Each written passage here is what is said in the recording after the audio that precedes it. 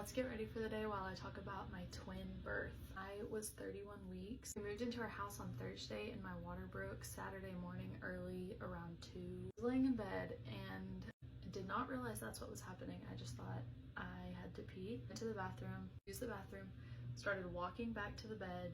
Water was still coming, so I went back to the bathroom. I kind of did that for a little bit, and then I started cramping, which now I know was contractions. So I got in the bath. I'm sitting there. My husband's researching. He's looking at Dr. Google. He asks me how far apart my cramping contractions were, and I said they're about a minute apart. He said, I think we need to call the doctor. So I called my doctor. I explained what was happening. They said, you're pretty early, but come in anyway and we'll check it out. We go in, they check everything. They say my water broke. I was at a 1. The doctor that we went to does not have a NICU, and obviously the girls would have had to be in the NICU since they were 2 months early. They transported me in an ambulance up to a bigger hospital that had a NICU. We get there and they check me and I'm at a 4. They want me to make it to 34 weeks. I'm 31 weeks. 3 more weeks. I have no clue how that was possible after my water breaking, but I've just trusted them because I had no clue. At this point, I'm in pain and I was like, I do not want to go through this for 3 more weeks. And the plan changes that they're just gonna make it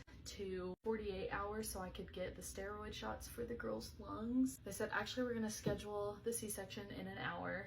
We had to have a C-section because they were breached. They start sending in the NICU team to talk to me, the anesthesiologist. After they sent in all those people, they said, we feel confident waiting 48 hours. So the plan now is to wait 48 more hours. They were pretty confident. So all of our family went home. They all were about an hour and a half away. After they decided to wait 48 hours, they gave me an epidural. They said they could just raise it when it came time to deliver the babies. It's just me and Jared, and I start to feel a little pressure. So I call my nurse in, tell her I feel some pressure. So she calls the doctor in, they check me. The doctor looks at me as calm as can be and says, you're complete. I can see babies trying to come, so we're gonna rush to the OR and have these babies. And I scrub up, Dad. I'll come get you after everything is ready. So it was insane. Within like seconds, there were 3 nurses on each side of my bed. They unplugged me from things and they were running me down the hall. The whole time they're running me down the hall, the anesthesiologist is trying to, I don't even know what he was doing, but doing whatever to raise